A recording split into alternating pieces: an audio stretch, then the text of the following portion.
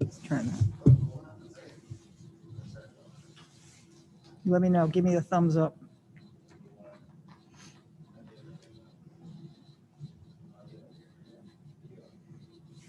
Okay.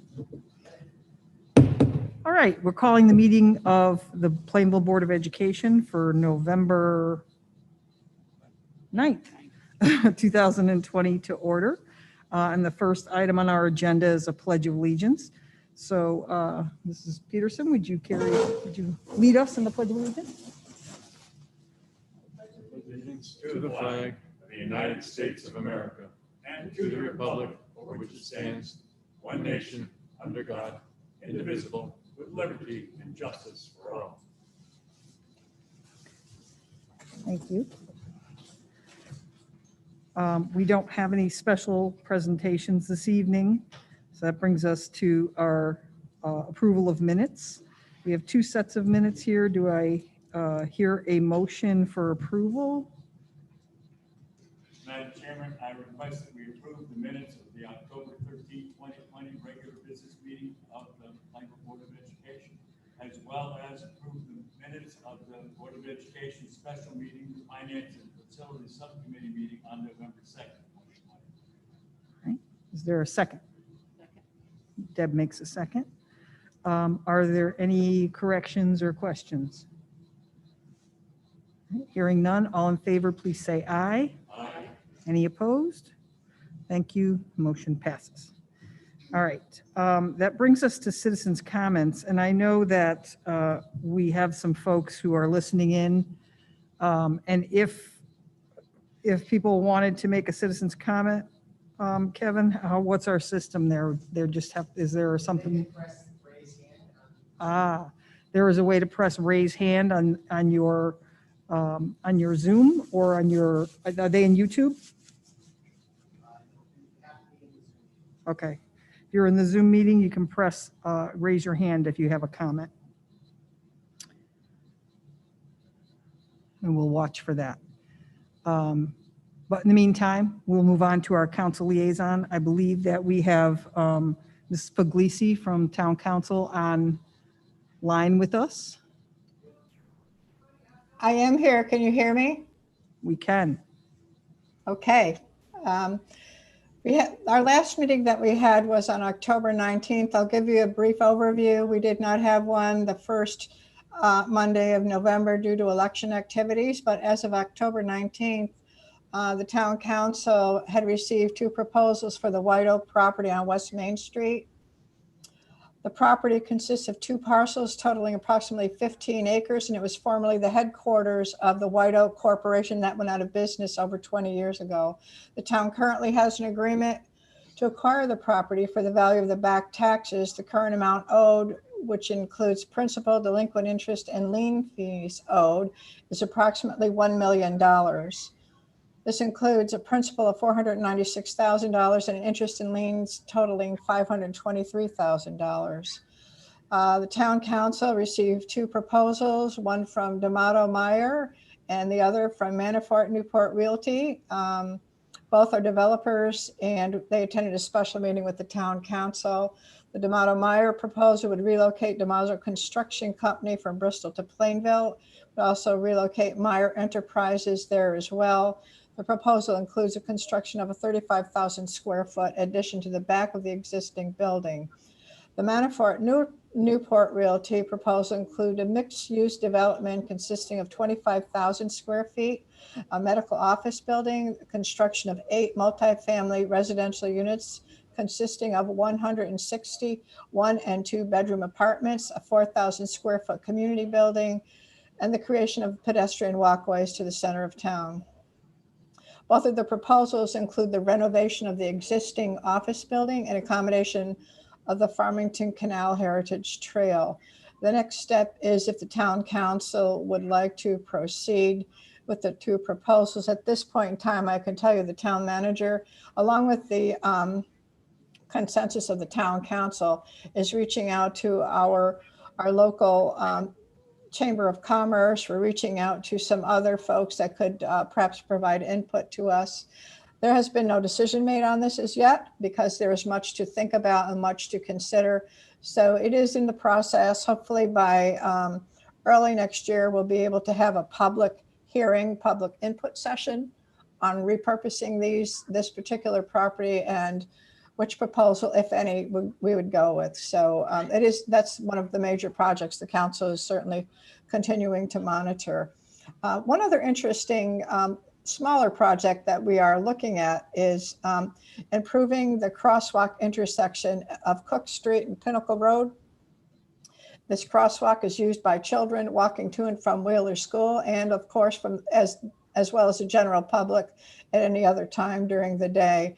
The crossing guard for the town at this location expressed concern regarding the speed in this area. Town staff has reviewed the area and noted there are several trees that create shade during certain times of the day, making it difficult to actually look into the crosswalk at certain times. Distracted drivers are continuing to be a problem as well. After some of this review, the town staff is going to propose install flashing warning lights that can be activated to warn drivers that someone is getting ready to use the crosswalk. These warning lights have been used in similar situations in Farmington and at bike trail crossings as well.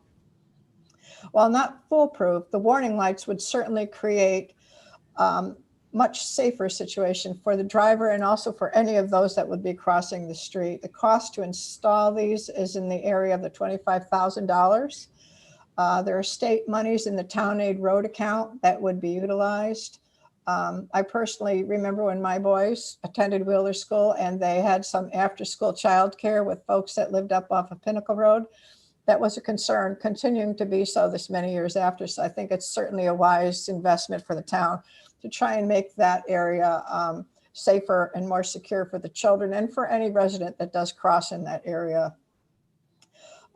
We have had ongoing updates from COVID. As you know, Plainville is now in the red zone for COVID. When the town council had a recent special meeting at that point in time, the governor was allowing local municipalities to make decisions if the municipality did go into a COVID situation, a red zone situation. Not long thereafter, the governor rescinded that directive, and now the governor has taken the initiative to make the decisions about what's happened. And I believe it's gone pretty much across the state of Connecticut.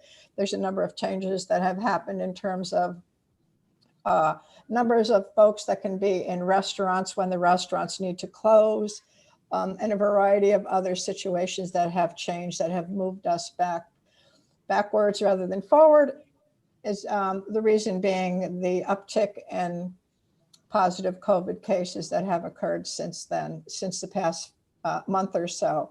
We also had a COVID testing site at it was at Norton Park last Thursday. Folks could come and get COVID tested if they wish to in their vehicles. So as usual, COVID is still in the forefront of many minds. We're doing the best we can and trying to get information out to the town of Plainville as well as the rest of the state as soon as we can do that. Our next meeting will be this Monday, so I'm sure there'll be more information coming out about that at that time. I'd be happy to answer any questions if anybody has any for me. Does anyone have questions for Mrs. Puglisi? All right. Thank you so much for joining us and giving us an update. You're welcome. I was remiss to mention that besides the four board members that you see sitting here, we also have Kathy Wells. We have 5 here? Oh, I forgot to count myself. Besides the 5 board members we have sitting here, we also have Kathy Wells and Rebecca Martinez joining us virtually. So I just wanted to mention that for the record. So that brings us to the superintendent's report. So Mr. LePage, take it away. Thank you. We have several items to discuss tonight that I'd like to share with you, both from me and as well as some members of my team. So I'd like to just get started. I did want to address the special presentations. I know we haven't had any in the last few weeks, and we did quite a few Everyday Hero. I'm going to turn your. No. Microphone helps, sorry. We did several Everyday Hero presentations over the last several months leading up to the summer.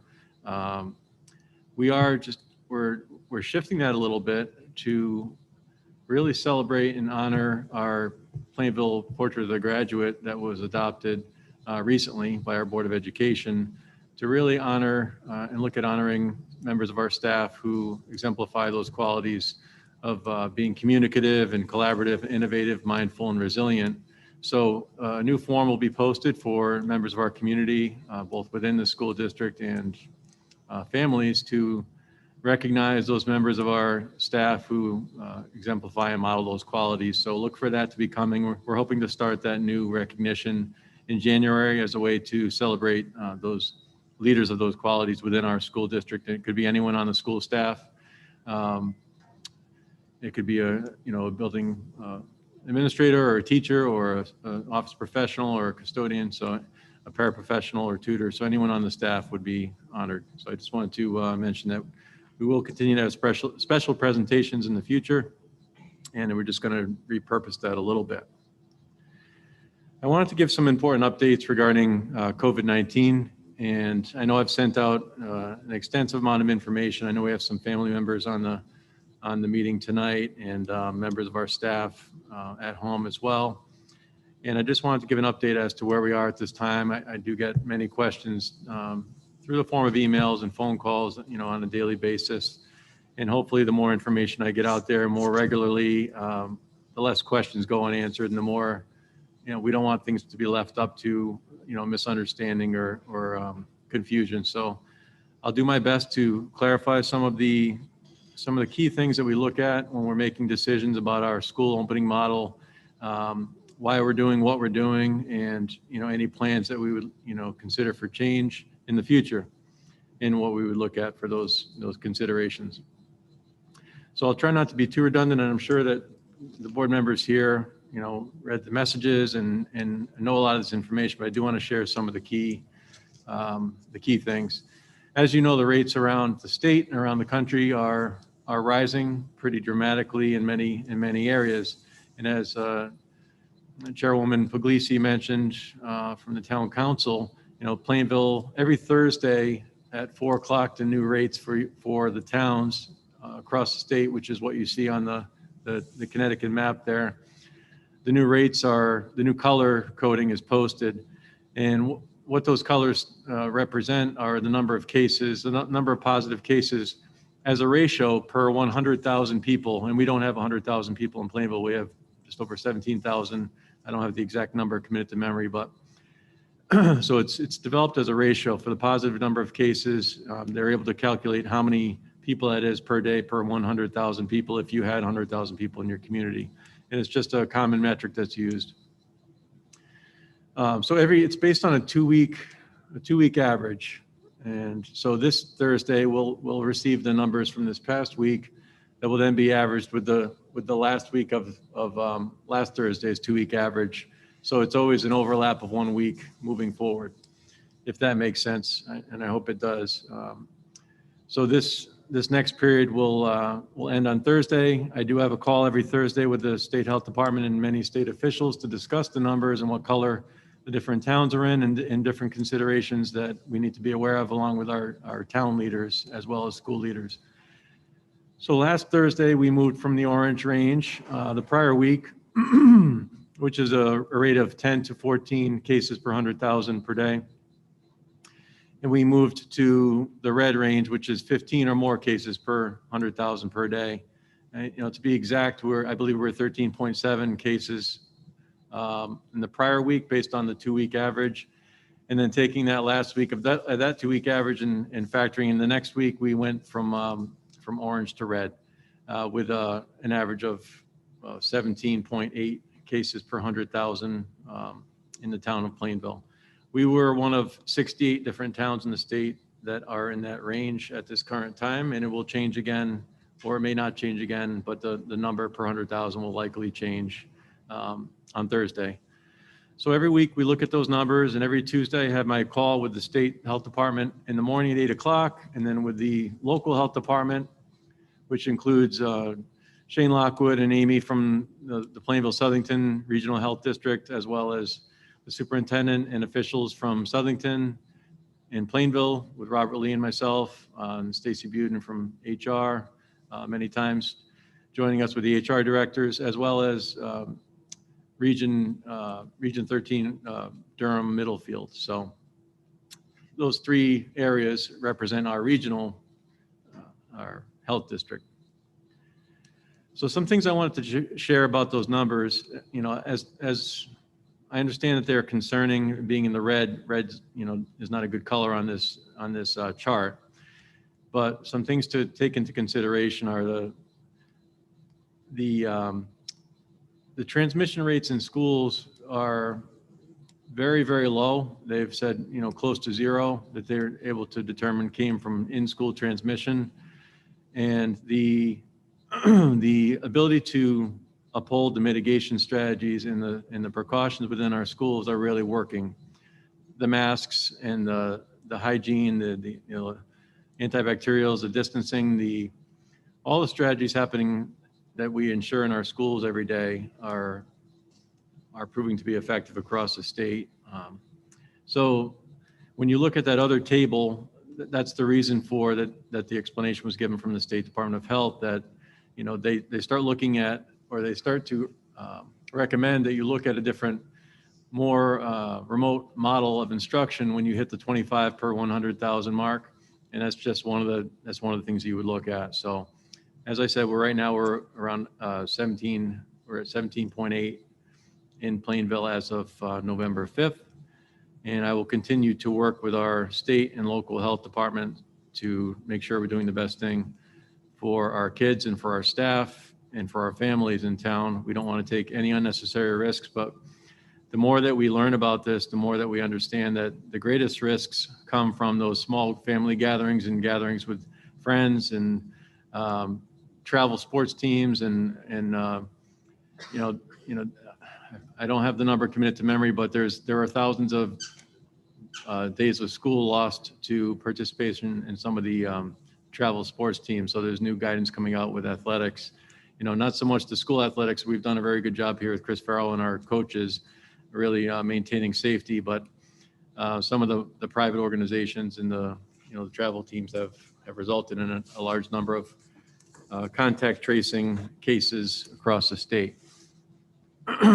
More guidance is coming out about the winter sports. Actually, I believe some came out today, so I need to review that, and I know Mr. Farrell will share that with the district.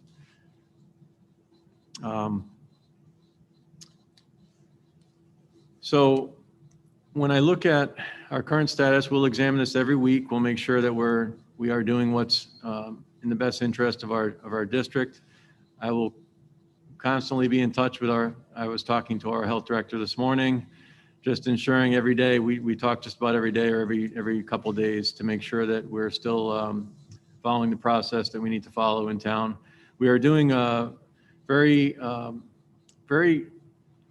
conservative contact tracing, so erring on the side of caution at all times. So if there's a contact that may have been a contact, but it doesn't necessarily meet that criteria for being a close contact, but it could have been, I don't know if this makes sense, but we're erring on the side of caution. So we're not taking any chances with close contact. So that's why some of the families will notice that we've had classrooms go to full remote. We've had some staff members out on, to be quarantined. And, there is an impact on the schools. The hardest thing that I think all schools are dealing with now is the staffing. We continue to try to staff our classes in a meaningful way. We do have some teachers teaching from home to remote learners, and we have some, the remote learners live streaming into the classroom. So it's a very challenging and complicated blend of learning and instruction that's happening. But we have a great team that's really working hard from the district and school administration and teachers and paraprofessionals and tutors and instructional resource teachers. Everybody's working really hard to make it work the best that we possibly can. So that's about all I'll give for an update on COVID-19 right now. Certainly you'll receive more from me over the weeks ahead and days ahead through my emails. I wanted to next I want to just share an update on NEASC, and I could have probably asked Mr. Johnson, who's here tonight, to do a presentation on graduation requirements, but the NEASC decennial visit schedule for the high school, for Plainville High School, is scheduled for this fall, and it happens to be coming up next week, November 15th through November 18th. And there's a very detailed schedule of all the visits, but we're one of the very few ever who are doing all the visits virtually. Mr. Johnson has pretty significant involvement with NEASC. He knows all the standards very well. He's been a chair of visits. He's very well respected by NEASC, and they basically asked our district if Mr. Johnson, if he'd be willing to go ahead and do the visit, because they've already had the visit 2 years prior, and at that collaborative conference visit 2 years ago, they were extremely impressed by Plainville High School. During that visit, our staff here under Mr. Johnson and the administrative team's leadership identified 3 goals that they've been working on since that time. Those include developing a more complete response to intervention system to help students who are struggling, specifically in regards to Tier 2 and Tier 3 interventions, so more significant needs.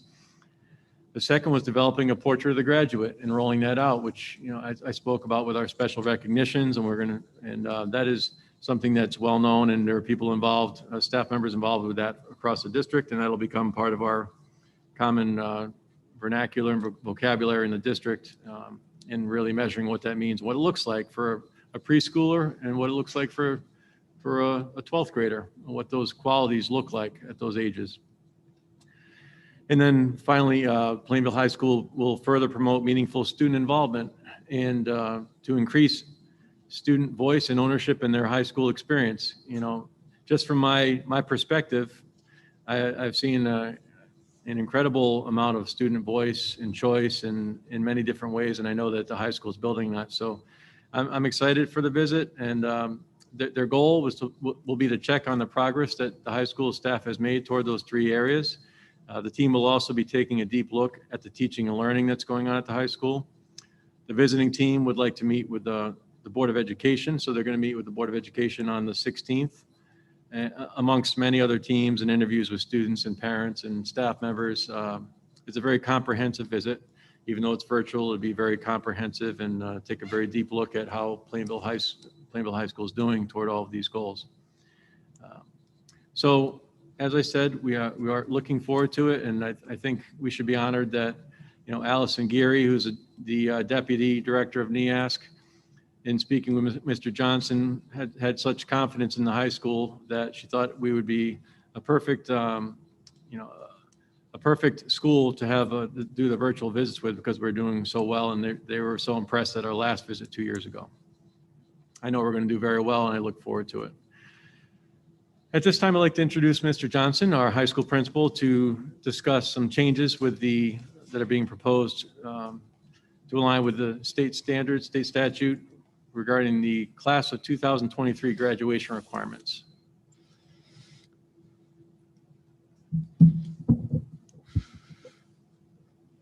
Good evening, everyone. This evening, I wanted to speak to the Board of Education about some changes we're getting ready for, and we, in many ways, have already been preparing for, but that eventually we'll need board approval for to come in line with state law in terms of graduation requirements. So, Kevin, if you don't mind switching the slide.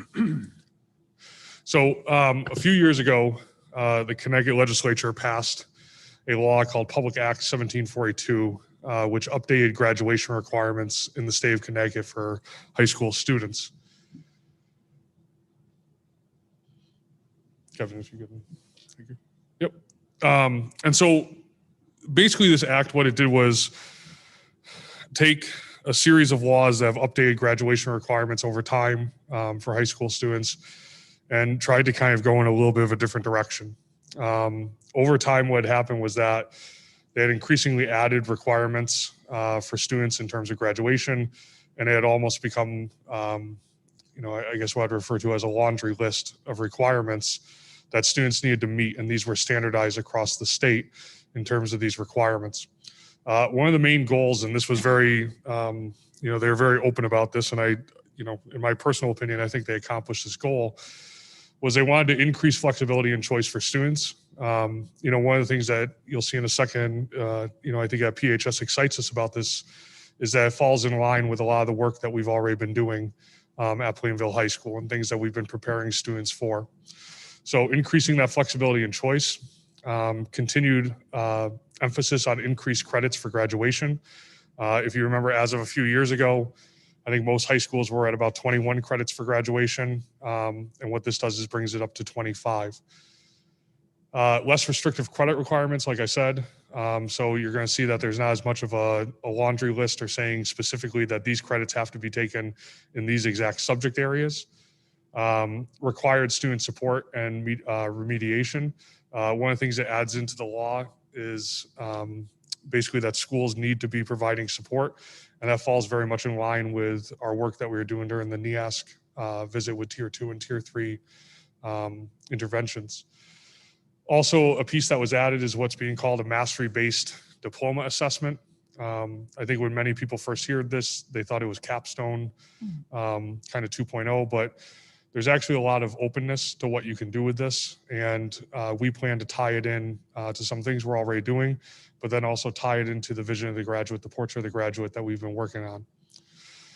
And then also, I think very importantly, because I think it's a important note, is that it maintains the flexibility of earning credits by mastery instead of kind of the traditional view of seat time. If you remember years ago, credit earning in high school usually was linked to, Carnegie units, the amount of hours you spent in a class, and it was directly linked to attendance and seat time. The state has changed that dramatically in terms of also looking at the idea of mastery. And so that students can earn credits without, having to meet a certain number of hours that they've been in a class. And you'll see that we've incorporated that into kind of our current thinking on how we're going to meet these requirements. So I think, very importantly, kind of, as I've stated, this law, and I think it speaks to the work we've been doing here. It feels very in line with what we've been working on at PHS. The portrait of the graduate that we've adopted ties in very nicely to a lot of the things that we want students to do at PHS. It also ties in very well to the mastery-based assessment that we plan to do with seniors. And we're planning to tie a piece of that into how we're going to assess that portrait of graduates for the students. So it's a little small, but luckily we've gone through this quite a few times. What you'll see is that what the state did is they started to group credits into categories. A little bit later in this, you'll see where traditionally credits were broken down by subject areas. So you'll see that if you look in our current program of studies, you'll see where it says, 4 credits of English, 3 credits of math. What this broke it down to is the 2 biggest chunks that you can see is what are called STEM and humanities. And so what they would like is for students to get 9 credits of STEM, 9 credits of humanities. At PHS, what we've put in place is that we would like it to be that students take 3 credits of math, 3 credits of science, and then they have 3 credits of STEM electives within those STEM courses. In humanities, again, it's 9 credits, and at PHS, we'd like to view it as 3 credits of English, 3 credits of social studies, and then 3 credits of humanities as electives. It's very important to note, too, that schools get to determine what the electives are, and so we will be coding our classes to meet those elective requirements. And so even though you'll see on there that students will take electives, just true electives, when they start taking other electives, and most students will go well beyond the 2 additional electives, they also start earning credits in those areas. And if they fulfill all 9 credits in humanities, then those electives just start spilling over into the additional electives. So it's a little bit of change that we'll have to make in terms of Power School, but we're just excited about the options it affords to students. There's also, you can see physical education. You still need 1 credit of physical education. An addition that was made is that, traditionally there was always health class, but now they've also added a component called safety. And what they want is for students to have a half credit of health and also a half credit of safety, which I'll talk about in a few minutes, how we plan to address that at PHS. There's also 1 credit of world language, 1 credit that mastery-based graduation requirement. And these are some things that we're adding, or that we want to add at PHS that are specific to us. So a half credit of financial literacy, a half credit of developmental guidance, and then, as I said, 2 additional credits of electives. So with the mastery-based diploma assessment, as the state has said, this is a 1 credit basically requirement that schools will have to put in place. Our current thinking on this at PHS and the way we want to address this is that we would break it into 2 half credits. Students would earn a half credit for academic mastery. So there's going to be a host of options that they will have to earn that academic mastery, whether it be through meeting benchmarks on the SAT, taking ECE classes and meeting certain grade requirements, taking AP courses and passing certain levels on the AP test, and also alternative assessments for other students so that they can meet those academic requirements and show mastery in an academic area. And importantly, what we're also pushing is the idea that they'll show mastery in humanities or they'll show mastery in science, in STEM. And not that they can't show mastery in both, but that we want them to meet at least one of those to earn that half credit. The other half credit would come from progress towards the portrait of the graduate. And I say progress because this is something we've really been thinking about at PHS, is that we're not looking at the portrait of the graduate as something that you master by the time you leave high school. These are skills that you should be working on your entire life. These are skills that I'm still working on.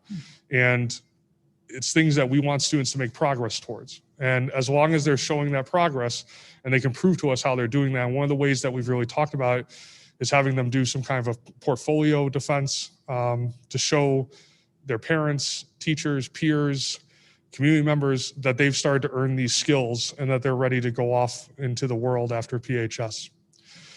One of the things that the state's been very clear about, and I would strongly encourage us to not do anything with this, is to avoid any kind of high stakes senior year testing, senior year projects where basically this entire credit comes down to, one thing being turned in or one assignment that basically turns into a really high stakes situation for students. Instead, to try to make it something that's incorporated into all 4 years of their high school experience.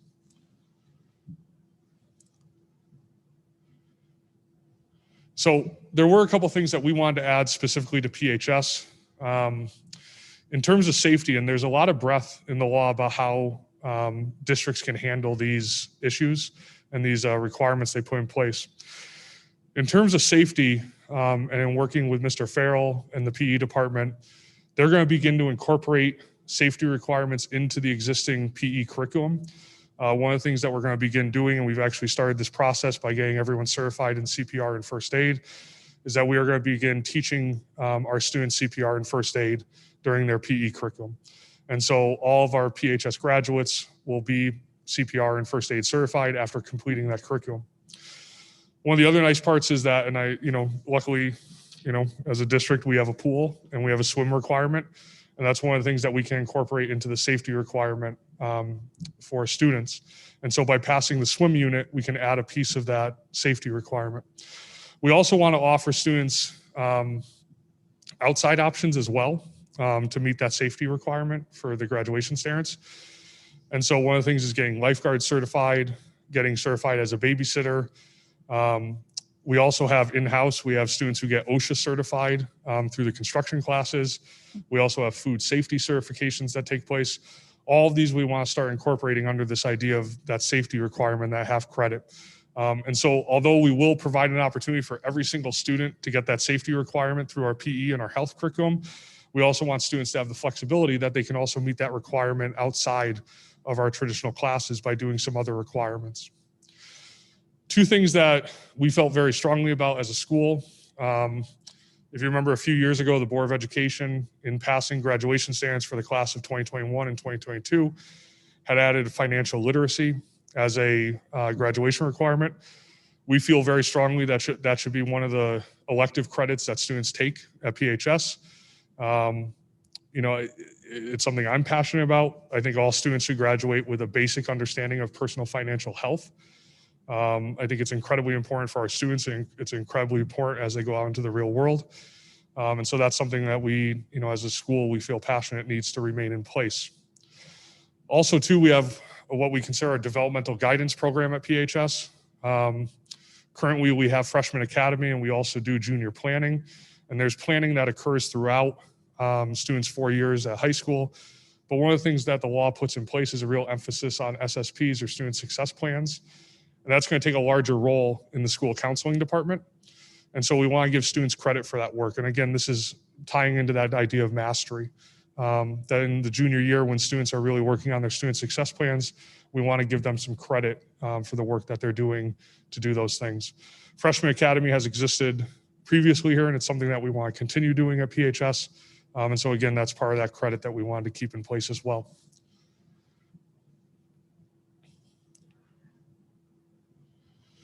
So I think important, and as the board begins this discussion, I think very important to understand is that the state has been very clear, and in the trainings we've gone to, and the meetings we've gone to on this, Superintendent LePage was nice enough to bring me to a superintendent's meeting where this was a main topic of discussion. We've been at curriculum council meetings where this has been a big topic of discussion. One of the things that keeps on coming up is that it also requires a lot of work with students to make sure they understand the pathways that they should take when they're in high school. In other words, we're trying to get away from the idea of a cookie cutter where every student takes the exact same classes as they come through PHS, and then have some electives that they take, but everyone takes the same standard courses. What we want students to start thinking about is what is the pathway they want for them. We will still always offer the traditional high school curriculum and the high school courses, but for students who want something a little bit different, we want to have the flexibility to offer that to them. So if we have a student that really wants to focus on math, then we can provide that. We can provide them an experience where they can take a lot of math electives, they can take a lot of math courses and really build up that resume. If we have a student who wants to go, onto a career, then we can start to let them focus on that as they get to their junior and senior years of high school and give them flexibility with that. And so that's going to be a lot of work on our part, is making sure that we educate students, educate families about the different pathways that are available for them and the different ways they can go about getting those 25 credits. But we want to make sure that we do that for them.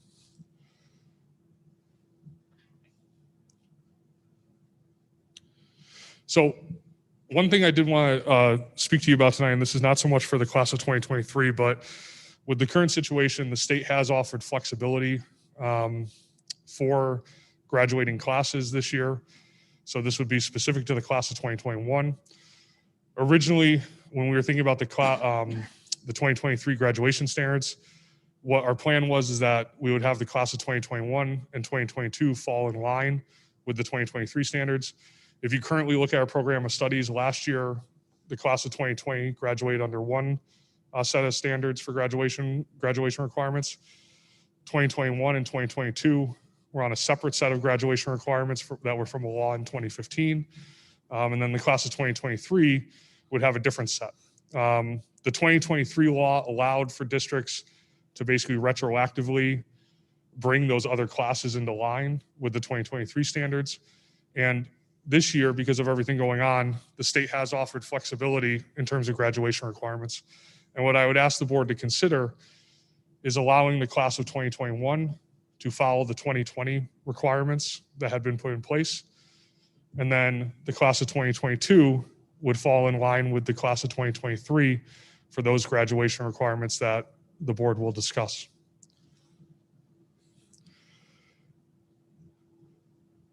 I just put in here quickly, this was from the class of 2020. These were the graduation requirements.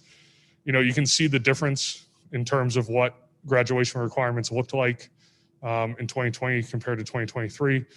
But again, this is what we're asking, is that the board would approve allowing the class of 2021 to follow the graduation requirements for 2020. On there, I know it's tough to see, it's so tiny, but it basically, what it breaks down is by subject area. So traditionally it was English 4 credits, math 3 credits, social studies 3 credits, science 3 credits, physical education 1.5, health 0.5, freshman academy 0.8, electives 8.5, coming up to 23.58. And so that's traditionally what was used. And you can see the difference in terms of what 2023, the graduation standards look like.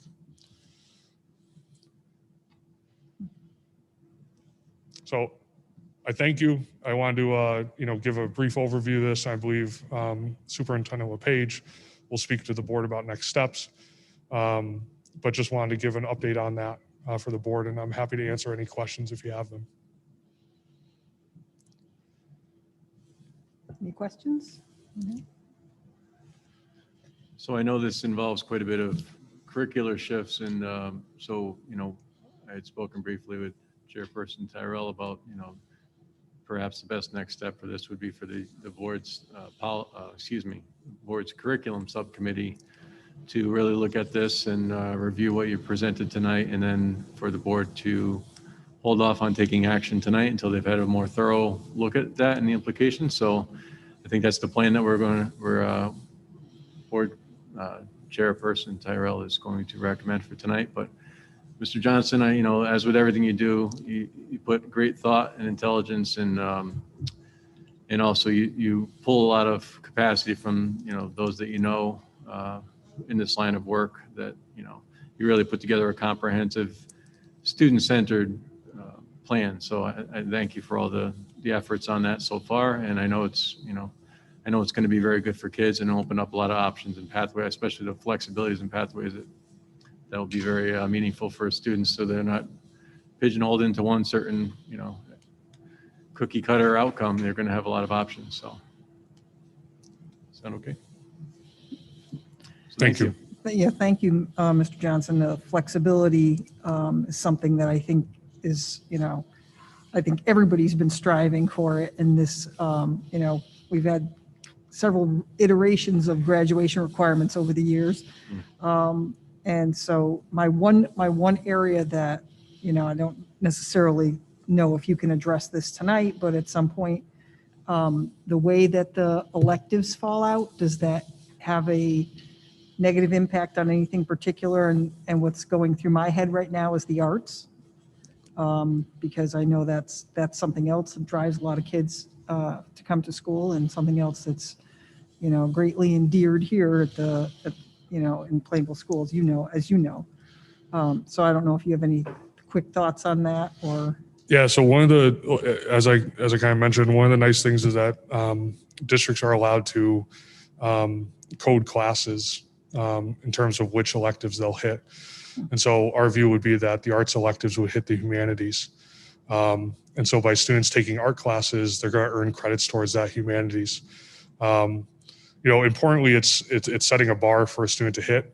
So once they get those 9 humanities classes, there's nothing saying they can't go over. Right. And even then, some of those humanities classes, let's say if you have a student who really, takes band all 4 years, takes art classes, takes, the traditional English and social studies classes, you have a situation where their 2 additional electives also come from the humanities. And that's completely fine. And that's what we want, is for students to be able to focus on things that they're very passionate about. And so it really opens that up. And so if you have, the traditional thing is if you have a student who's a senior and they know they want to be a, artist, or they know that they want to do that as a profession, then it opens up that they may not have to take some of the traditional classes senior year that they would have under the old system, and can take some more art classes, where previously they might have had to meet some of those requirements and had to kind of put some things off. So That's awesome. Yeah. Yeah, we want kids here doing what they want to do and not just checking off boxes. I mean, I know that's probably the thought of every person who in education, but that's great.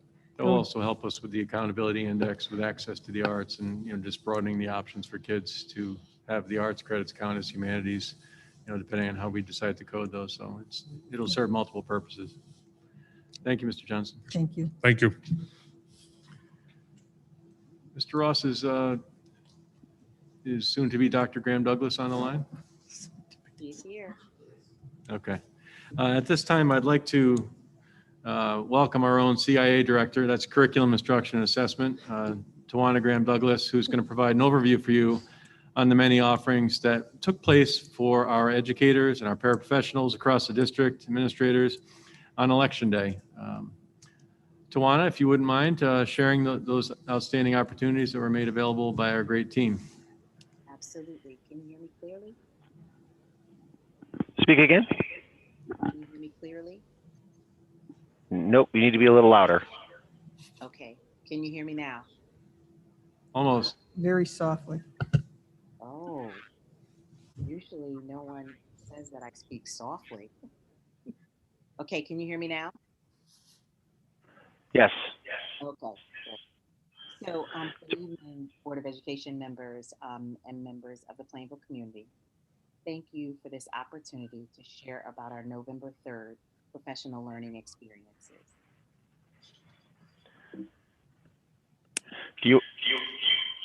Sorry. Do you want to share your slides, or do you want me to? Oh, sure, if you could share, that would be great. Okay.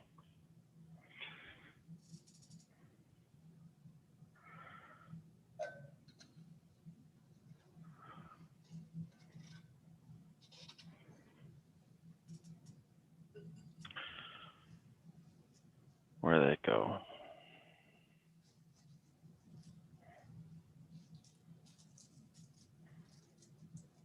There you go.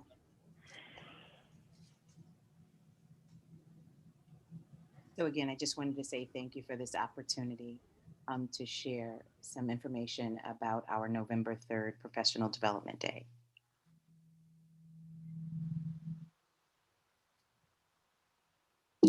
Can you advance to the next slide, Kevin? Thank you. So our professional learning goals, inputs and outputs align with our district's goals and actions of focusing on social emotional learning and working towards utilizing equitable practices and supporting students in achieving mastery.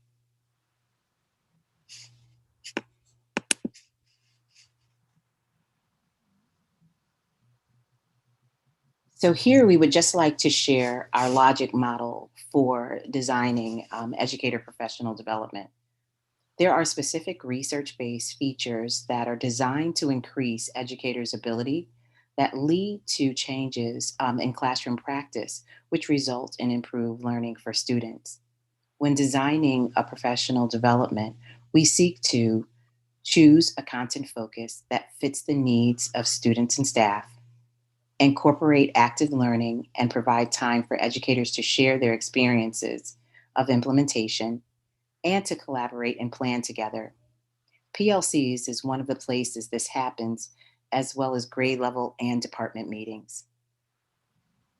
We look for presenters to model effective practices and provide interaction by having educators doing, reflecting, having them ask questions, and also meet with their colleagues to further discuss implications to their curriculum. We work to provide ongoing support during implementation to enable reflection on the impact on student learning and to ensure that the strategy or skill that we are learning has its intended impact. We also involve administrators since training helps them better understand what teachers are learning so that they can provide feedback, support, and supervision. These specific characteristics are consistently used because they have a proven impact on student outcomes.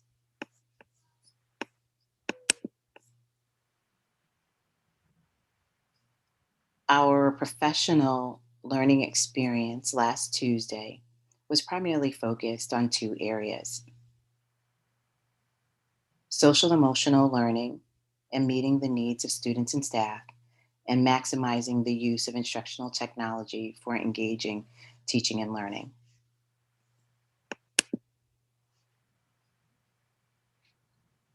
When we are working on designing professional development, our process begins by assessing the needs of educators.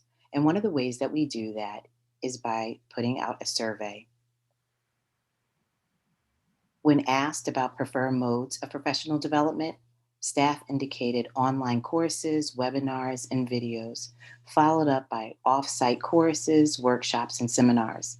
The professional development plan that we had on November 3rd built upon these preferences in a combination of live presentations and self-paced options. It was very interesting that at all levels, SEL, or social emotional learning related professional development, was mentioned and requested multiple times, with teachers sharing that they were looking for specific strategies that they could use in order to help their students. All levels also requested time to work with their colleagues and more time to explore the new tools, how to use them, and how to discuss and have them and practice them and using them in various ways.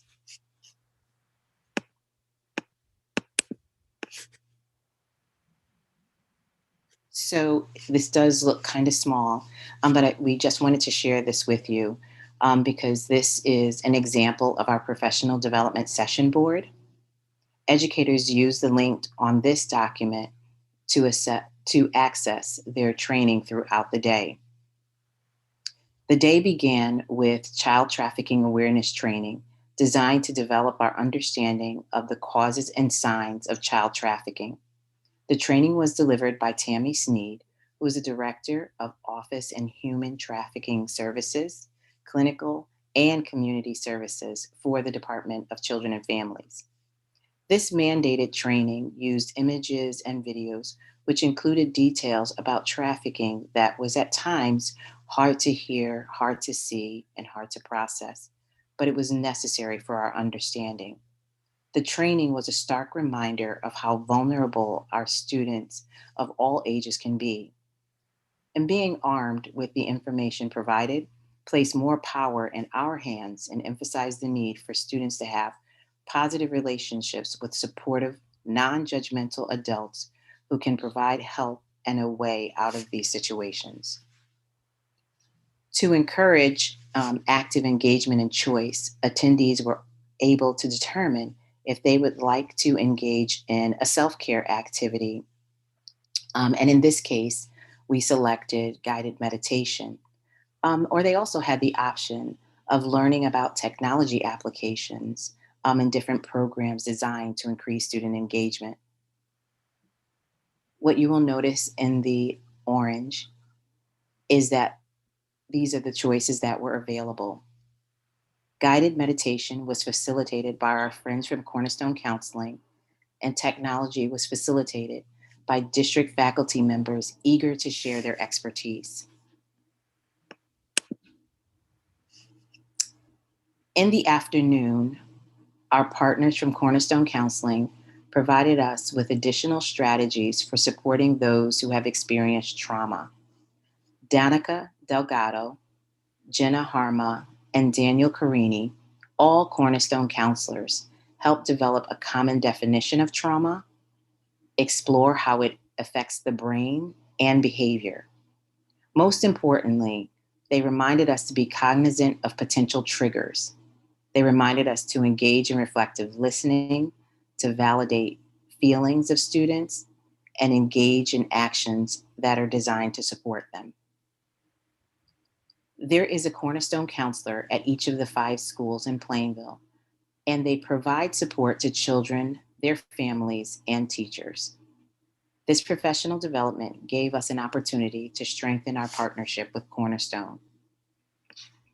The day ended with instructional leaders and other teacher leaders providing professional learning specific to the needs of those within their department.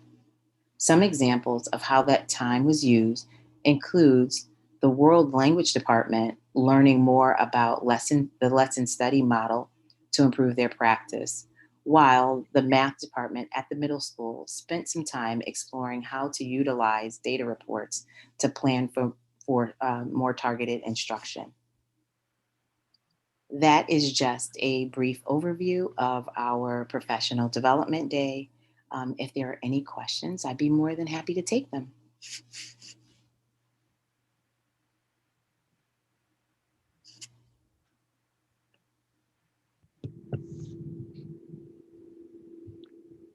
I don't think so, Tawana. Thank you, though. Thank you, Tawana, and I appreciate Mr. Lewandowski and our whole PDAC committee and their input into what choices were selected, and our great staff who step up and offer these selections along with our Cornerstone counseling partners. Have really been instrumental, and that was really well received. I heard only good things about all the professional development. Some of it being mandated and required by the state, but very important for us protecting our kids and ensuring that we know the signs of different things to to be aware of. Yes. So thank you, Tawana. Unfortunately, for you, I have to call on you again, Tawana, and I appreciate you sharing what we have planned across the district for recognition of veterans.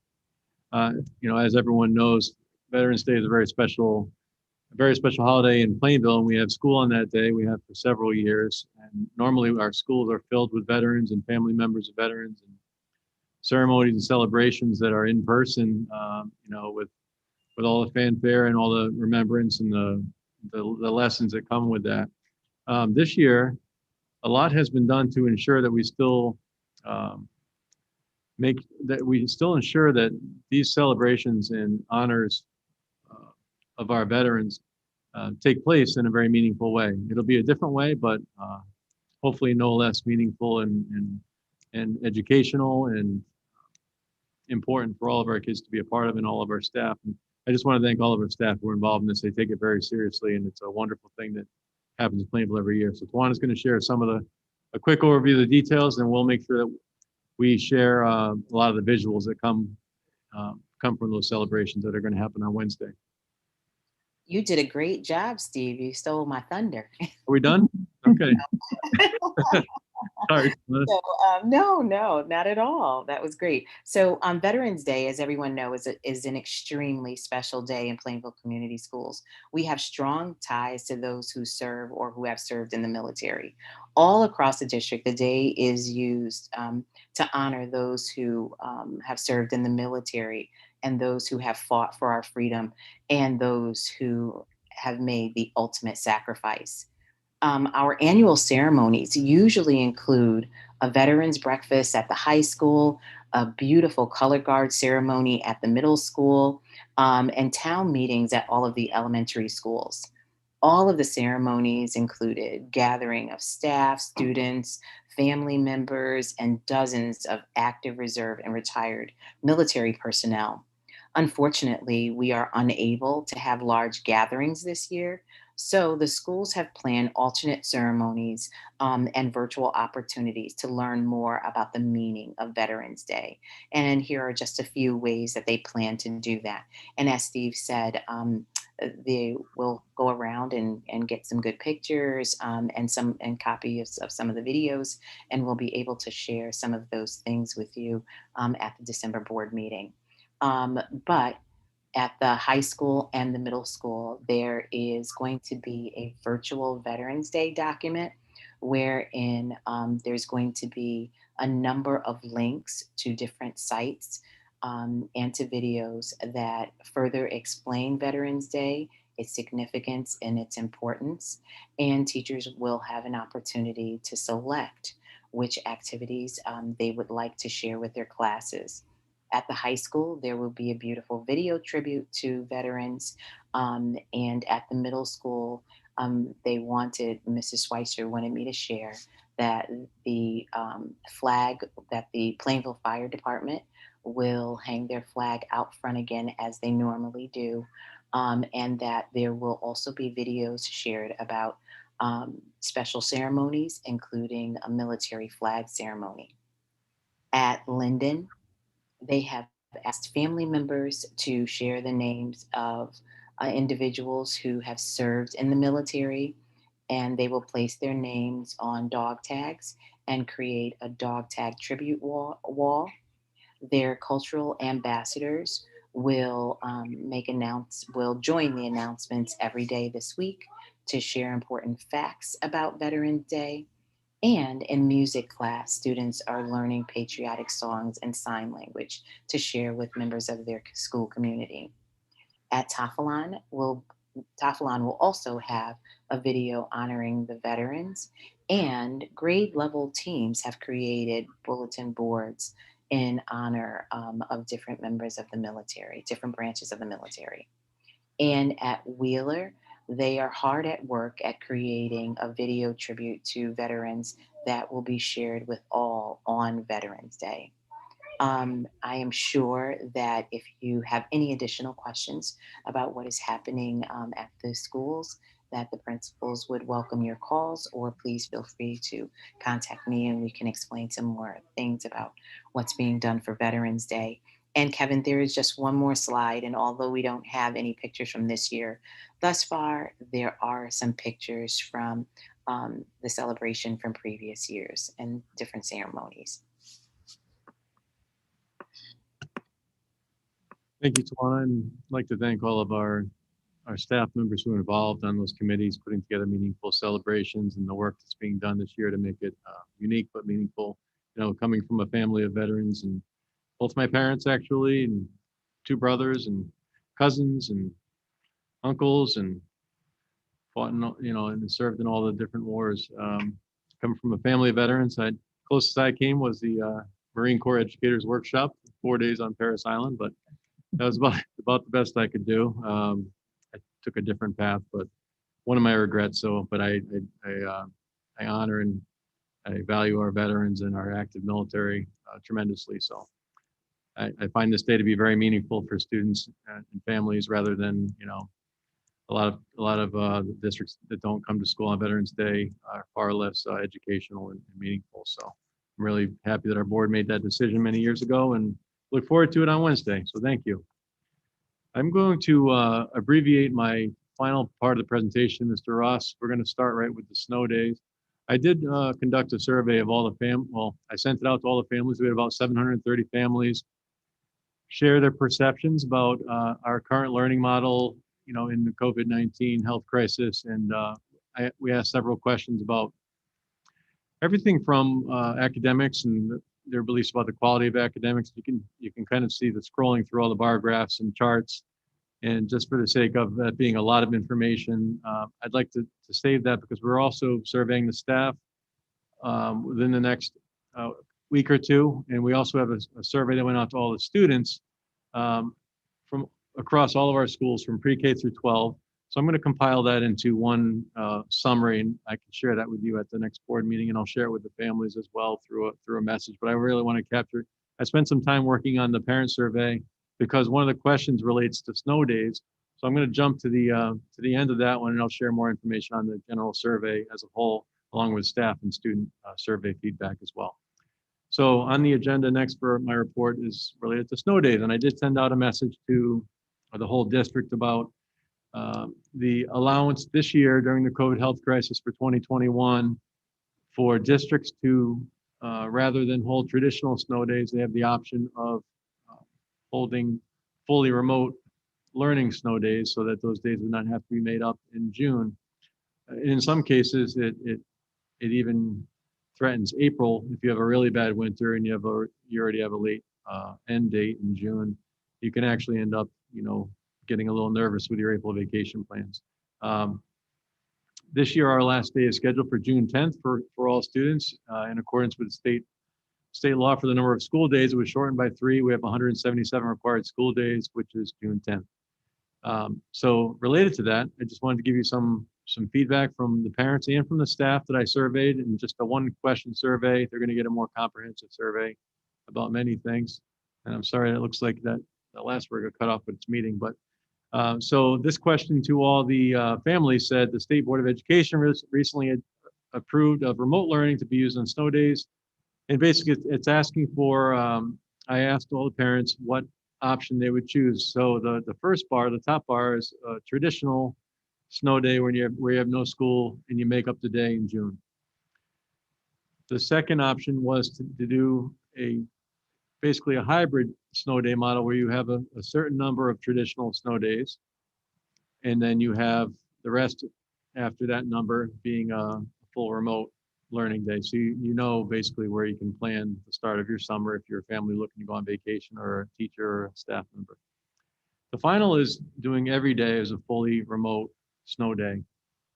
And I did receive quite a few emails with some of the nostalgic parents remembering the snow days, and also talking about the how much time we're spending on computers and whatnot. So I took that into consideration in what I'll propose tonight to the board, as well as the staff feedback. Kevin, if you could go to the next slide. So this is just this is the number. So 25.21% of our 722 parents who responded to the survey We're hoping for the traditional no school snow days to be made up in June. As far as the mix of both traditional and hybrid remote learning days, it was 25.61. So those are fairly even, 185 respondents. And then looking for fully remote learning on snow days, not to be made up at all in June, we had 355, or about half of the parents who responded looking for that option. When I asked our staff, we had 254 staff members respond.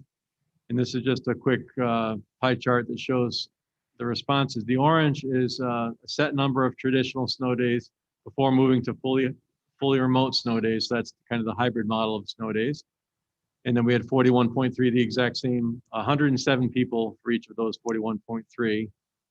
So another 107 people chose fully remote learning on snow days.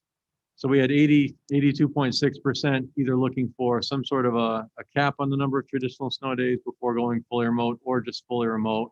And then we had 44 individuals, staff members, who said, you know, let's just stick with the good old fashioned snow days, is how I termed it in there, which certain has a certain appeal to it. You know, before you're a superintendent, you have to wake up at 4 o'clock and start making about 100 calls. I used to enjoy snow days as a teacher, to be fully honest.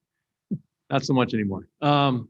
So with all of that considered, you know, there was a large number that wanted at least some sort of a traditional snow day. Actually, everyone except for 41% of the staff group were looking for at least some number of traditional snow days. With the parents, it was a slightly larger number. So what I was, Kevin, is the next slide? Yes, what I was proposing, and this is for board's consideration. You can go a totally different direction if you think. But for this school year, in accordance with the State Board of Education's allowance to hold fully remote snow days, if needed, Plainville would allow one traditional no school snow day with no education being provided on that day.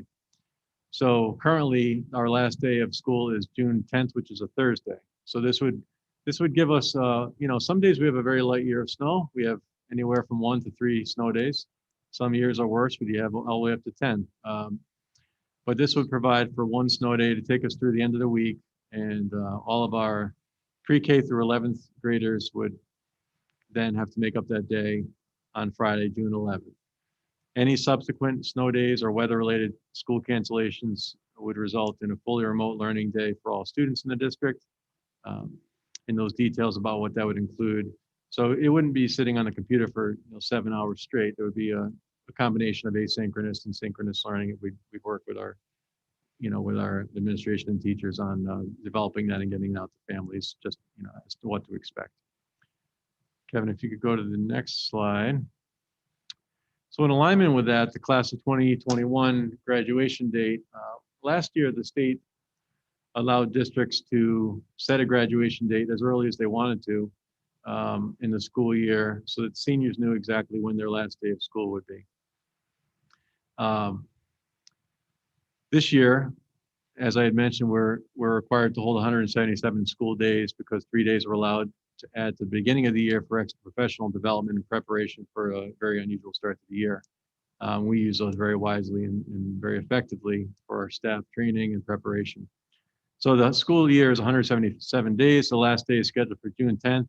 And my proposal would be that it's part of the consent agenda, but would be that we set the last day of school for seniors to be Thursday, June 10th, 2021 for the PHS class of 2021. And this date would not be subject to changes based on any weather closures. So families could plan accordingly and, thought about it and discussed it. And, having that on a Thursday, a lot of families may choose to take Friday off and make a long weekend. Hopefully we're in a better place to have celebrations at that time. I'm hopeful that we will be. So that is my proposal with snow days and having a kind of a hybrid model for snow days with one traditional, the rest remote, and then setting the graduation date for June 10th, 2021. And I think that concludes my report, Chairperson Tyrell and Board of Education. All right. Are there any questions of Mr. LePage? I have a question. Yes.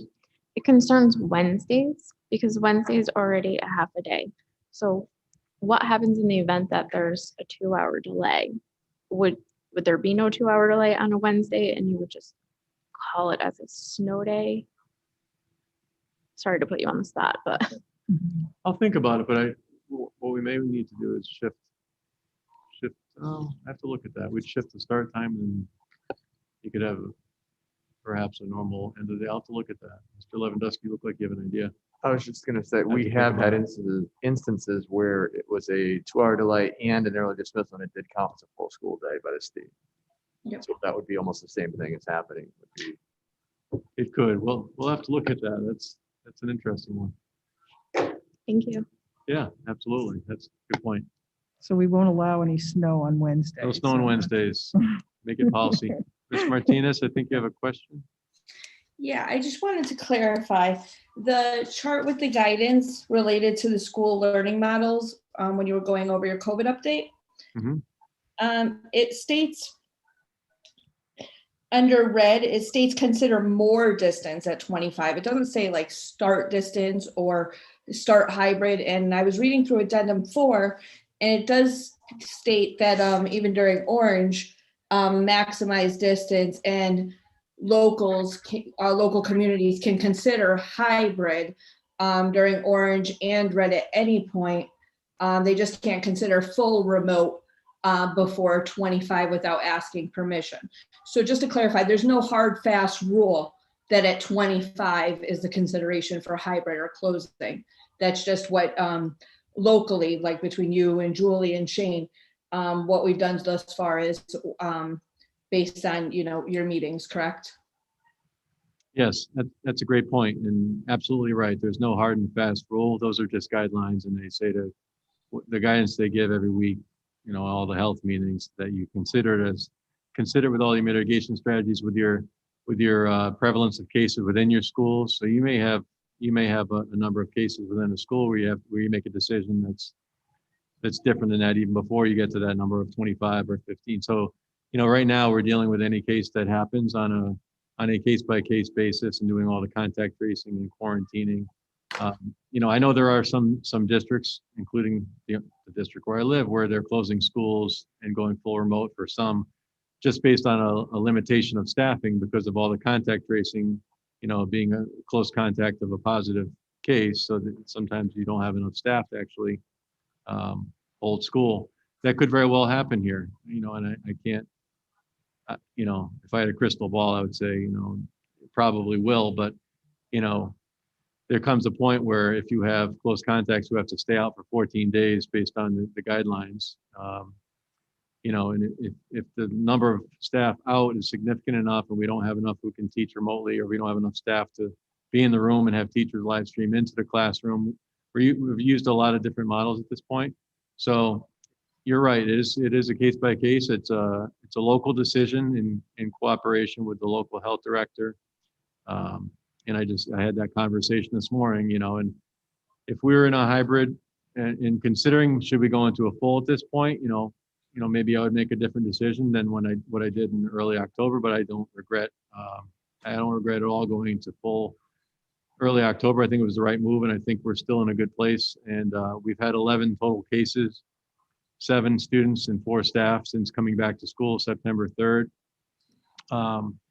Which is still 11 cases is a lot, but it's significantly a fraction of the percent of the overall prevalence in the community. So as long as we're continuing to follow our mitigation strategies, the masks, distance to the degree that we can. I know that we'd love to have more space because it results in greater contact tracing impact if you can't maintain the space. That's the biggest impact of that. And that's the biggest impact of full in, which is really only 80% in. It's still sort of a hybrid model because we only have 80% out of our 100%. We have 460 students at home, 468 to be exact. So even though we're full in, we're not really full in, and we monitor it every single day. Weekends, every day of the week, it's being monitored and closely watched. And if it comes to a point where we feel that either we can't staff our schools or our children or our staff are at a risk that is not worth the benefits, the educational benefits and the social and emotional benefits that are so important, then, we'd obviously have a discussion about, making a possible change. So, okay, so the 25 isn't necessarily what you're transfixed on. You're looking at the secondary indicators like our community rate and the rate that's going up, and surrounding towns and 14-day averages and all of those things. So there's nothing on that 25. You're just having meetings about this regularly, and you guys are making decisions as you go, correct? Right. We may hit 25. We may say that our rates in the schools are really still low, and we have enough staff to continue in our model. Hey there. And so that may be the case, or we may not get to 25, but the other secondary considerations are significant enough that we may make a decision before we get to 25 to go, maybe hybrid or full remote, depends on what the situation is. So it's really hard to tell too much in advance, but my hope is to give, if we have to make a change, to give staff and families as much notice as we can, so that they can take care of all the childcare and all those other, related factors that everybody has to take care of. Absolutely. Okay, I was just a little concerned about, especially the secondary, with the rates going up, and wondering about distancing, if that's going to become more important soon. Thank you. Thank you. Good questions. Are there any other questions for the superintendent? All right. Mr. Ross, do you still have my presentation nearby? I did want to just pull up the visual. Could you pull up the visual? No, we told you to stop. You didn't Go ahead. You didn't slap the hammer down, so I know. you might throw it at me. Can you put up the word cloud? Oh, the word. So we asked families to, in one word, just describe your child's overall school experience this year. So, and this includes 100, it boils down to 100 different words. And basically, the larger or bolder the word, the more prevalent that word was as the response from the family. So you can see a mix of emotions. And I know that this is the case for everyone, myself included, with my own 3 kids. And, I think that I'm proud of this word cloud, because there are a lot of really positive words here that are really large and really bold. Good these days is actually wonderful in some ways, because it's so hard to do things well. Everything takes so much work, and our staff's working really hard. That people are happy and positive and great. And challenging could be negative, or it could be positive, because you want our kids to be challenged and learning. You also see some in there that are stressful. So you see some of the other. So we're really trying to do our best to take everyone's feelings and emotions, staff, families, kids, and you'll see more of this report when I do the survey overview. But I just wanted to share this word cloud. I made it earlier today, so I wanted to just show it. Thank you, Kevin. And that concludes my report, I promise. All right. So that brings us on to our board subcommittees. And I believe, is Catherine Warco on there, Kevin? Can you see her? So Catherine, do you have a report for us, a student representative report? Yeah, can you hear me? Yes. Hi, Catherine. Okay, so I'll first discuss a brief summary regarding recent student behavior and sentiments. From what I've observed over the past month, students have become accustomed to the current education system. The main topics of discussion have shifted away from COVID and to class assignments, upcoming exams, friends, etc. That isn't to say that these conversations no longer happen, but they do occur at a much lower frequency than the beginning of the year. And looking back at events that occurred since the last meeting, grade 10 and 11 took the PSATs on October 14th. A senior focus group met on October 19th and discussed events and activities for the senior class. They will continue to meet throughout the year, and more members will be solicited. They will also continue to work with senior class officers and student council to plan and modify events. The next meeting will be before Thanksgiving break, and there will also be a focus groups for other classes starting right after the break. Spirit Week was held from October 26th to the 30th, and parent-teacher conferences were held virtually on October 28th. Artich held picture retakes for underclassmen in the auditorium on October 30th. Last Friday, November 6th, class shirt orders were due and quarter one ended. And last Saturday, it was Halloween, and the SATs were held at PHS. And the PAC bottle drive, there was a PAC bottle drive, and there was an incredible turnout. They far surpassed last year's first drive, which I also attended and can attest to. And looking at events currently, Herf Jones will be at PHS on Wednesday the 11th to showcase class rings to students wishing to view them before making a final purchase. In observance of social distancing rules, viewings are by appointment only with time slots from 10 a.m. to 12 p.m. and 12:30 to 2 p.m. The class of 2021 is currently holding a PHS apparel sale with updated items and designs. The store is open through Wednesday, November 25th. And going back to what Mrs. Graham Douglas described earlier, PHS will be celebrating Veterans Day this week a little differently than in years past.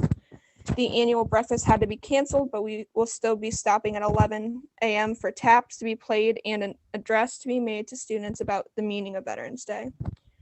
We will also be playing a video slideshow of veterans from our Blue Devils families. We had over 59 photos submitted by our families and staff. We also had interviews that were done of veterans from our school that will be available for teachers to use in social studies classes. Scoops for Troops is also collecting damaged flags to be disposed of properly. There's a collection box in front of the main office. The Student Council is still planning on a modified class comp for Wednesday, November 25th. It will be a combination of in-person events and virtual events. Remote learners will be able to participate and watch as well. We are also finalizing details for a senior class picture to be taken on November 25th as well.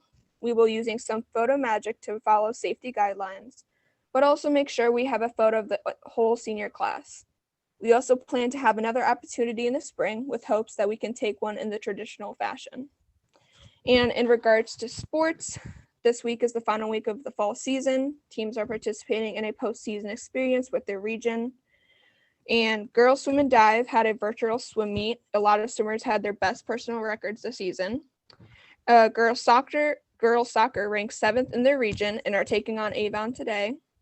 Boys soccer ranked 2nd in the region, taking on Bristol Central tomorrow. Girls volleyball ranked 8th in the region, taking on Southington tomorrow night. Football participated in 5 7v7 in lineman competitions. They finished with a record of 4-1.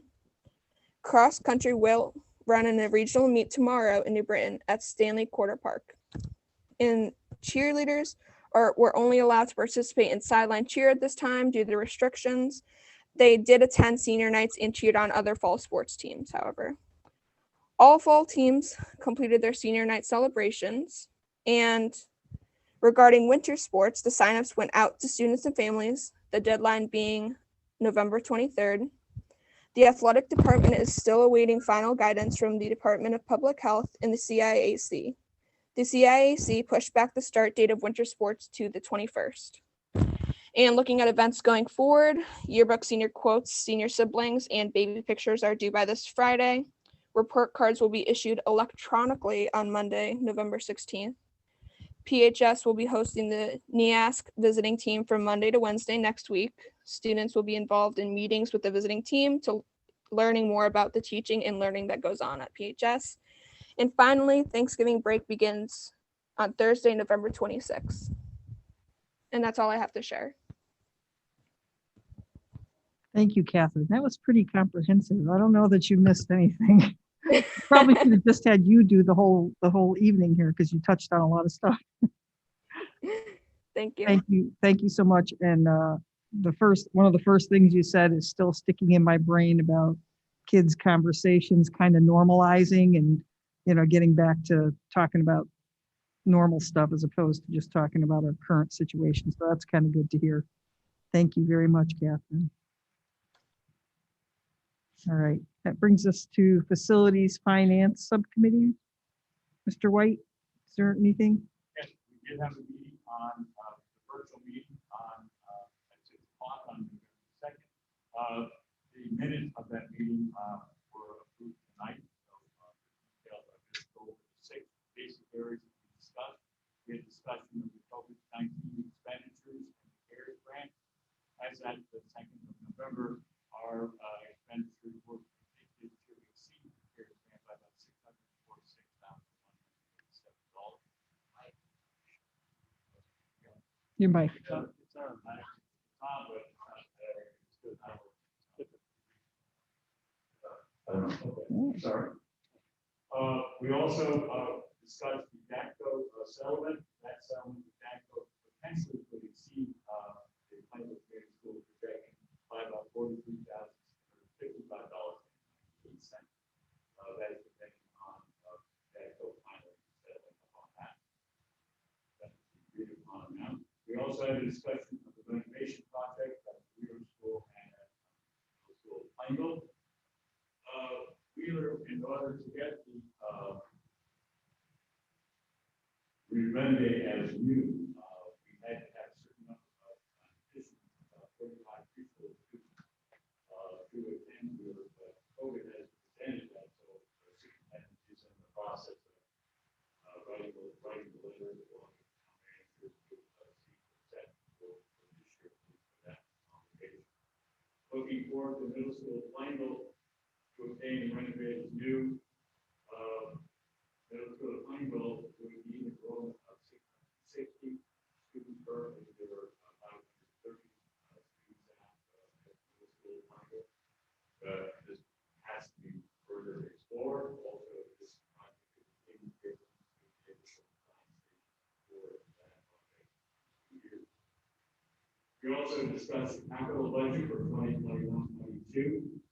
And that approval of that budget is on tonight's agenda. In that will be facilities capital improvements of $151,500, technology capital improvements of $367,504. We also discussed the operating budget for 2021-22, and normally the administrators would begin working on that in late August or September, but because of the COVID situation this year, those administrative discussions are now just moving forward in the middle of November. We also reviewed the proposed budget draft calendar for 2021-22. That will also be approved on tonight's agenda.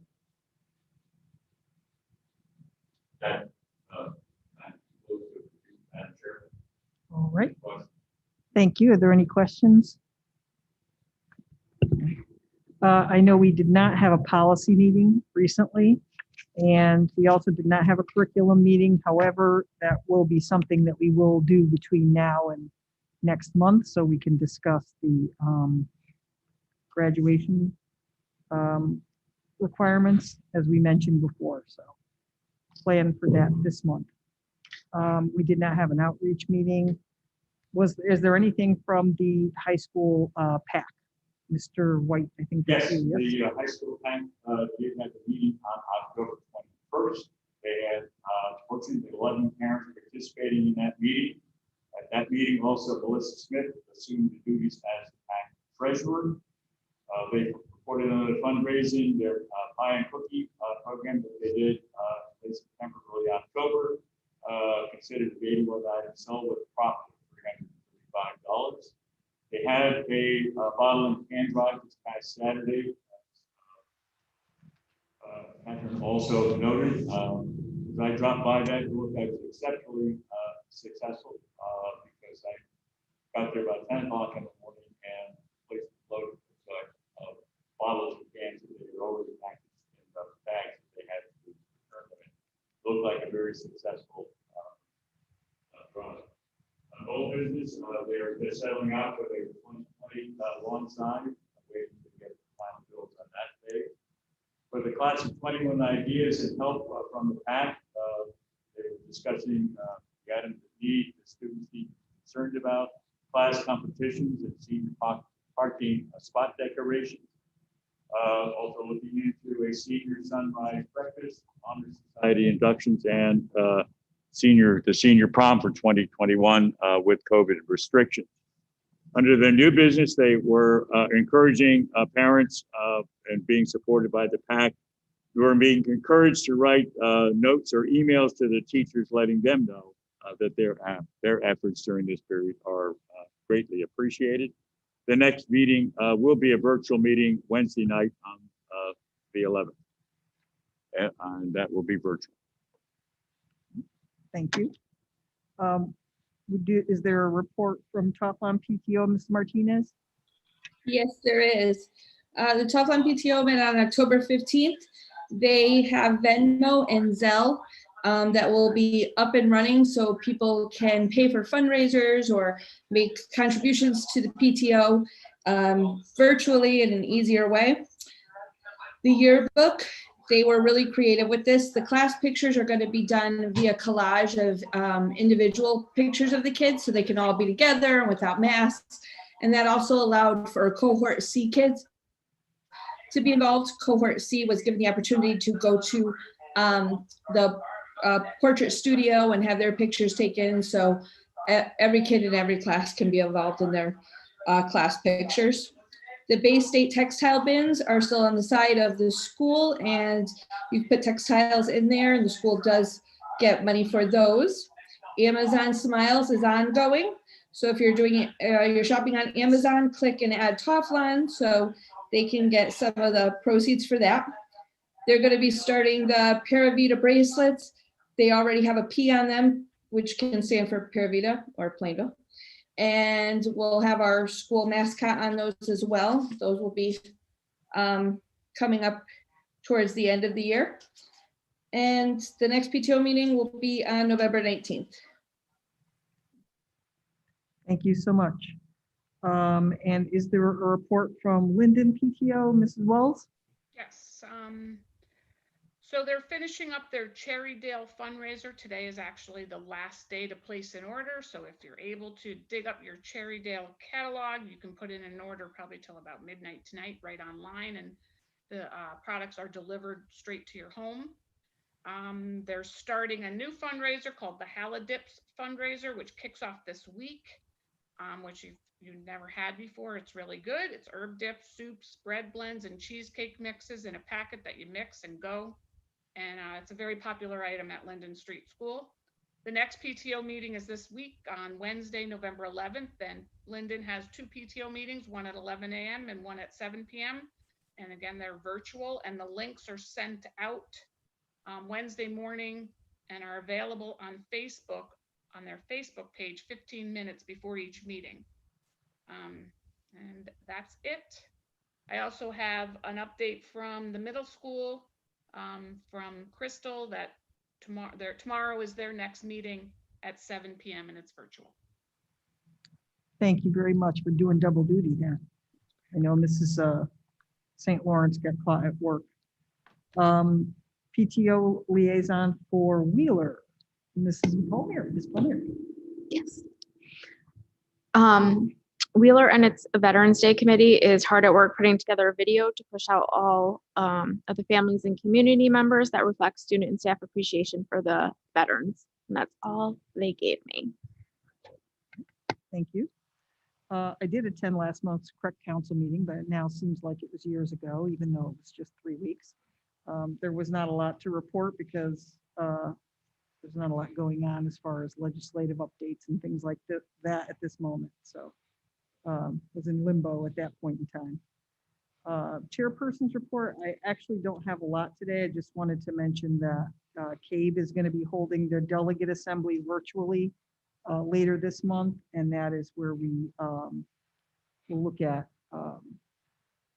resolutions that have been put forward by either other boards of education or by CABE itself, and we develop our legislative plan for the following year. So I will be attending that. I think that's it for me. We do not have any unfinished business that I'm aware of. New business, board open forum. Is there anything that anybody would like to mention or ask or anything like that? Yeah, I would just like to give a shout out to our teachers and our administrators who are doing such an amazing job in these very unusual conditions, and resulting back in the survey that just had all of these positive, outstanding remarks on what the children are feeling in our school. And also, a lot of our teachers and administrators are coming up with really unusual and unique and very, very imaginative ways to continue both remote learning and synchronous and asynchronous teaching going on with students in the classroom and in learning at home. So that is something that is really being a very positive, and that's so thank you for that, Mr. LePage. Thank you. Anybody else? I'll just say something quick. I just want to thank everybody for still making Veterans Day special. It's near to dear in my heart. My dad was a veteran. Many of my friends were too. And I'm glad that we celebrate it in Plainville, because I think it's really important for kids to understand what people sacrifice for our country and why we're the best country and why we have these freedoms here. So thank you to everybody. Thank you. Anybody else? All right. Let's see, where are we? This is not our month to have our special education cost report. However, the information is here. Same with our turf committee. And so that brings us to item D, which is a request for approval of the capital budget plan. Mr. LePage is going to take us through, this was discussed at our finance and facilities meeting, but Mr. LePage is going to take us through a couple of the little adjustments that were made after the fact. We had some kind of placeholders on there with amounts that we then had found more detailed information on.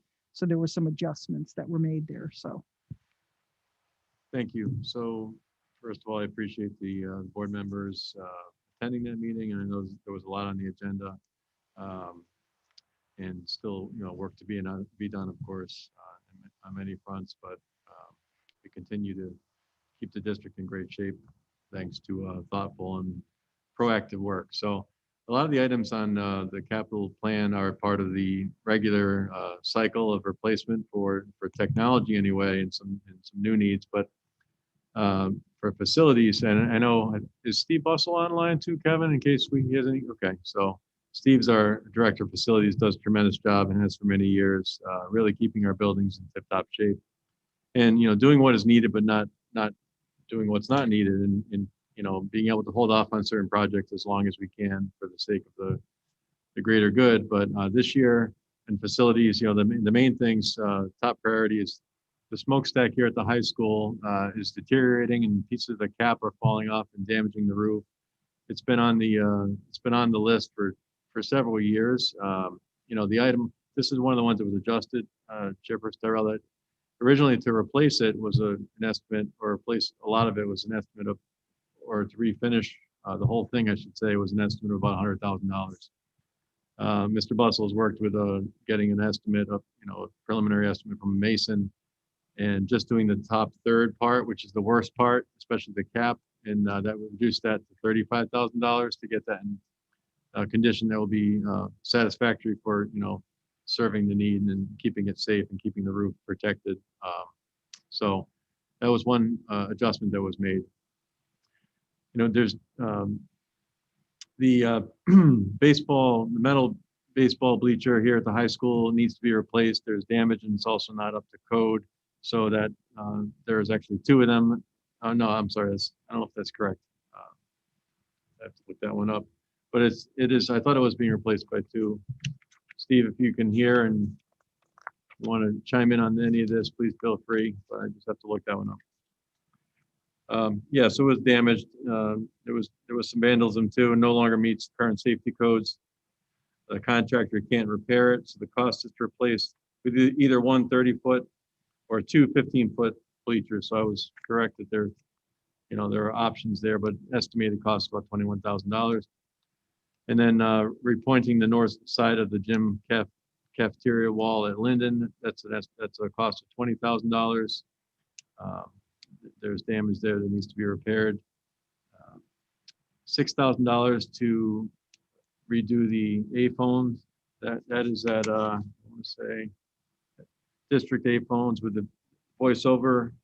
You know more about this than I do, Kevin, but this is to purchase new intercom cameras that would replace the remaining A phones with VoIP equipment that would integrate our phones and the cameras. So it's just a much more secure system that links with our milestone cameras that's our camera hub for viewing all of the visitors to our buildings, and it's an added security measure, just upgrading that for $6,000. And then for the custodians, we have a whole new system of cleaning products, and everything's by color coded, and certain products for certain applications, really keeping everything clean, safe. And there are carts for each school that are really essential to that system. Total cost is $19,500. It really helped to ensure the integrity of our cleaning systems and our processes. And then finally, for facilities, this has been in the budget for quite some time. There is damage to the exterior 54 section of the high school. The bricks need to be repointed. It's a large project that was recommended to be broken up into several years, 3 years, $50,000 per year. So it's been budgeted $50,000 to do a section of that this year. So that's the entire facilities budget. Facilities total is $151,500. That's the superintendent's proposed facilities budget. For technology, and Kevin, feel free to jump in, but top priorities, maintaining our replacement cycle for the student Chromebooks for grades 3, 6, and 9. Total for that is $135,000 in order to continue to maintain and cycle those Chromebooks through. We're doing a really good job of, that's to purchase 600 for 3 grades. It includes some spares for breakage or loaners and replacements. So, we purchased quite a few of these. Kevin Ross does a great job of making sure we get the best prices. So that's the number one priority with technology. The second priority is the staff Chromebooks. These were taken out of the budget last year in I believe it was April or May to help us get the capital budget down so that we had the town budget, working with the town to get down to a 0 mil increase. We were able to repurpose some of the laptops for a 1-year situation to kind of limp through with our staff, using old laptops to meet the needs with distant remote learning, supporting our kids. But these are needed for staff Chromebooks, $28,000. And then at Tophlon, the displays are 12 and a half years old, and the projectors, so they're really outdated and failing. So as they've done at the high school, replacing the old monitors on the walls with the touchscreen TVs, a large TV monitors basically that are touchscreen. So that cost is $93,000 as an estimate for the entire Tophlon replacement. The next item with technology, I'm sorry, is also at Tophlon. So I was joking a little bit, the year of the tiger, because at Tophlon there's quite a few needs this year with technology, but so that the laptops are 7 years old or older at Tophlon, they need to be replaced. They're starting to not function as we need them to, and everything's reused and moved. And Kevin does a great job of making sure we don't, anything that still works is used for some capacity to the degree it can. But that's to replace all the teacher laptops. We have some office desktops that are needed at central office and at the high school and at Tophlon as well. That's $25,000. And then at MSP, they're looking to reduce the number of 25 desktops to I believe it's 10 or 11, 10 to for a cost of $11,000 for 10 to meet the needs of that Unified Arts Lab. That's $11,000. And then finally, just 3 laminators that need to be replaced in the district that are not efficient, not working well. That cost is $5,584 for professional high-grade laminators that are used regularly. So the total technology budget is $360,584. Did you get the network upgrade? Oh, E-rate? I missed that one for the E-rate. Yes. So the district network upgrade, which qualifies under E-rate, and Kevin's done a really great job with making use of E-rate. E-rate, we receive 60% of the total, and then the district has to spend 40% to account for the total of 100%. But that's a cost of $20,000 for upgrades to our network that are needed to continue to maintain. Kevin, feel free to add anything in there that I missed. It's to start upgrading the high school network. The equipment that's in this building is all from the project. So we're pushing 12 years. So we're going to start rotating that equipment out. It's key to the buildings running every day. So we want to just use that E-rate money as we go forward. Thank you. So the total combined facilities at 151,500, and then technology 367,584 for a total of $519.84 as the superintendent's proposed capital improvement plan budget. All right. Perhaps what we'll do is get a motion in a second, and then we can see if there's questions and discussion. Madam Chairman, I move that we approve the proposed capital plan budget for 2021-2022 with a total of $519,084. Okay. Is there a second? Second. Thank you, Nicole. Are there questions on this, or? I just have a question. Remind me, can we change this before it's submitted to the town council? I can't remember from last year. Typically, this will go to the town council. As is. And then they can request. Okay. All right. I just didn't know if there was another step after tonight, if anything They changed. determine, yeah, the amount. I think at times we may have looked at it again as we get closer with our operating budget to prioritize. But one of the kind of neat things on here that's new for this year is Mr. Bustle and Mr. Ross have kind of prioritized the things that they really feel are most important on there. So that helps us. It also helps the town manager, when he looks at it, knows exactly, what the most important things are. So it's a good process. Okay, thanks. It's all important. We just, Yeah. as far as order of what's critical to operations to what's really still necessary or wouldn't be on here, but yes, that's a good point. Thank you. Any other questions or anything? Before we vote, I would just like to, offer my thanks to Mr. Bustle and Mr. Ross, both of whom, do an excellent job, and they really work hard to try and keep the budgets in line and yet doing everything they need to get done. So I really do appreciate all their efforts. So with that in mind, I'm going to call the question. So all in favor of approving the capital budget as stated, please say aye. Aye. Any opposed? All right, she passes. Thank you. Next item is the request for approval of the budget calendar. And I know that there are still some blanks in the calendar because we do wait for some of the meetings from the town. They'll plug in those rest of those numbers. But what we have there are the meetings that the board will be holding already, so we can set our calendars. So if I can get a motion for that. Madam Chairman, I request that we approve the proposed budget schedule as circulated in tonight's packet. Okay, is there a second? Second. We're battling it out for the second there. It's up to you, Joan. Choose whoever you want. All right.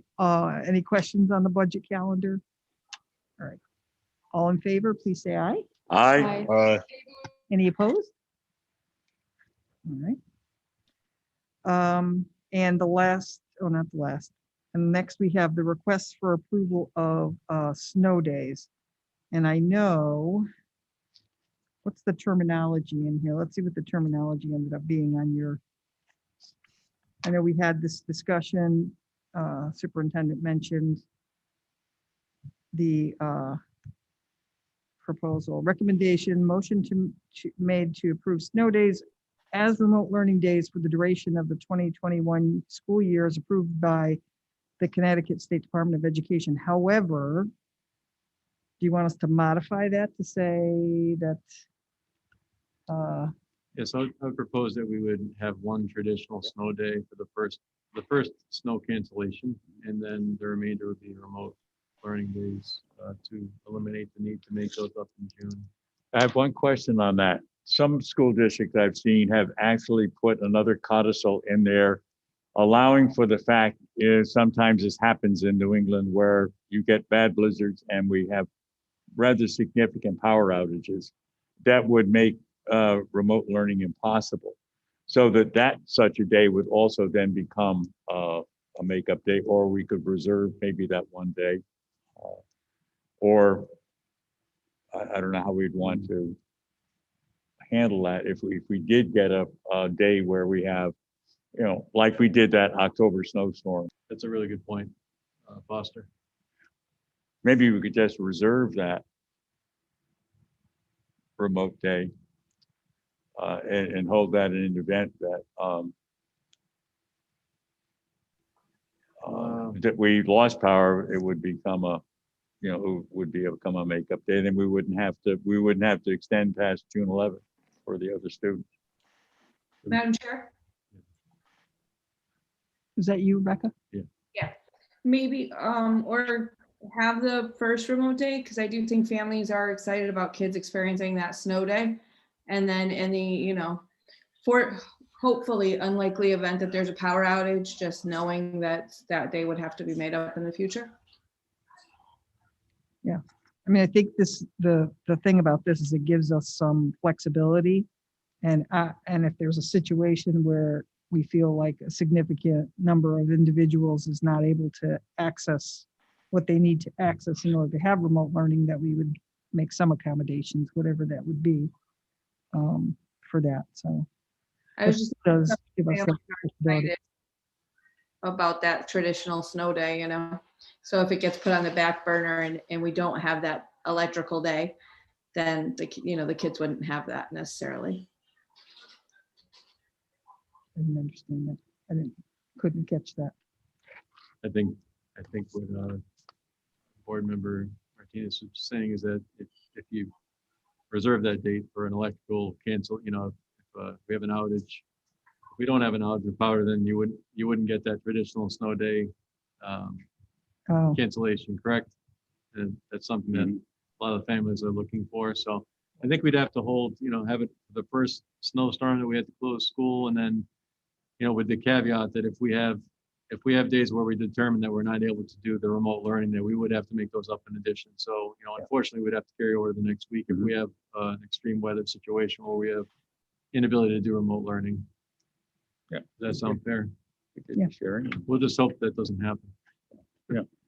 So what we're asking for is a motion to be made that we approve that the use of remote learning days during snow closures, with the exception of the first.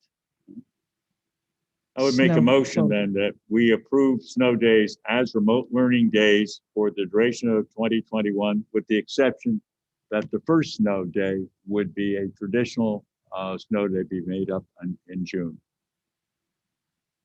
Okay. Is there a second for that? Lori made a second. Any questions, thoughts?